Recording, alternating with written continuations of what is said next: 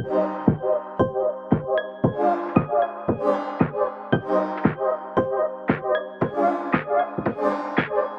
Guys, welcome back to my channel HSR blogs. నేను Hemanth.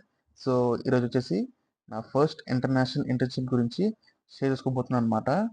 So internship వచ్చేసి 2 బ్యాచెస్గా divide చేసి పంపిస్తారు, summer batch and winter batch. నన్నైతే second ఇయర్లోని 4th సెమ్లో summer బ్యాచ్లో పంపించారు. సో ఇంటర్న్షిప్ వచ్చేసి డొమెస్టిక్లో చేయాలంటే అసలు అమౌంట్ ఏం కట్టక్కర్లేదు. అది ఇంటర్నేషనల్ అనుకోండి, కంట్రీని బట్టి అమౌంట్ ఉంటుంది. సో నేనైతే మలేషియాని ఆప్ చేసుకున్నాను.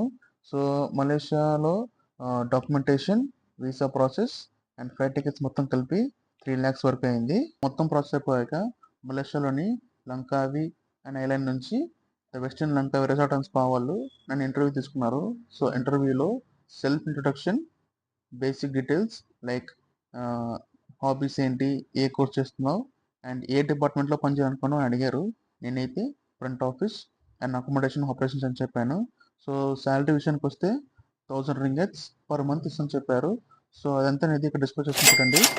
సో ఫుడ్ అండ్ అకామిడేషన్ వాళ్ళే ప్రొవైడ్ చేస్తాను చెప్పారు. సో మొత్తం అంతా అయిపోయింది. సో నేను వచ్చేసి ఫ్లైట్ టికెట్స్ 4th బుక్ చేసుకోమన్నారు, బుక్ చేసుకున్నాను. సో Feb 4th ఏ బోట్లో దిగిన పిక్ ఇది. సో నా ఫ్లైట్ వచ్చేసి 11:45కి ఇండియా నుంచి బయలుదేరితే సో 3:30కి కేఎల్లో ఉంటాము.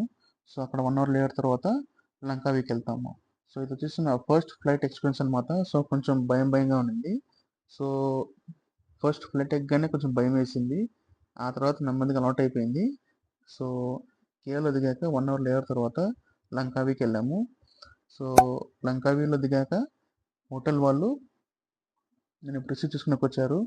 సో అక్కడ నుంచి డైరెక్ట్ అపార్ట్మెంట్స్ తీసుకెళ్లారు. సో అది వచ్చేసి స్టాఫ్ ఉంటే అపార్ట్మెంట్స్ మాత్రం ఒకటి స్టాఫ్ ఉంటారు, ఆ హోటల్లో స్టాఫ్ మాత్రమే. సో అక్కడికి వెళ్ళాక నాకు నా కొలీగ్కి ఒకే రూమ్ ఇచ్చారు. సో నాతో పాటు నా ఫ్రెండ్స్ కూడా వచ్చారనమాట. సో నాకు నా కాలేజ్ మేట్కి ఒకే రూమ్ ఇచ్చారు. సో ఆ రూమ్ అనేది ఎలా ఉంటుందో ఇక్కడ చూడండి. సో ఆ రోజు రెస్ట్ తీసుకోమన్నారు. సో నెక్స్ట్ ఓరియంటేషన్కి రమ్మన్నారు. సో ఓరియంటేషన్ అయిపోయాక నెక్స్ట్ డే నుంచి వర్క్ రమ్మన్నారు. సో ఆ రోజు ఫ్రీ కాబట్టి అందరూ బీచ్కి వెళ్ళాము. సో బీచ్లో క్రౌడ్ కూడా అంత పెద్దగా లేరు. సో ఇక్కడ ఓలా ఊబర్ అలాగో ఇక్కడ గ్రాబ్ అలాగనమాట. సో గ్రాబ్లో క్యాబ్ తీసుకుని వెళ్ళాము. సో మొత్తం బాగా ఎంజాయ్ చేసాక బీచ్లో ఆల్మోస్ట్ నైట్ టైం 7-8 అయిపోయింది.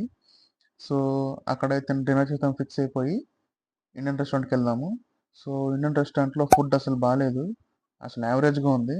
అక్కడ ఫుడ్ దొరకడమే పెద్ద గొప్ప అనమాట. ఎందుకంటే మొత్తం ఐలాండ్ కాబట్టి ఆ ఫుడ్ దొరకడం పెద్ద గొప్ప. సో మొత్తం అయిపోయాక రూమ్కి వచ్చాము. సో నెక్స్ట్ డే నా వర్క్ ఎలా ఉన్నింది మొత్తం డీటెయిల్స్ అనేది నెక్స్ట్ రోజు చెప్పబోతున్నాను. సో ఉంటాను, బాయ్.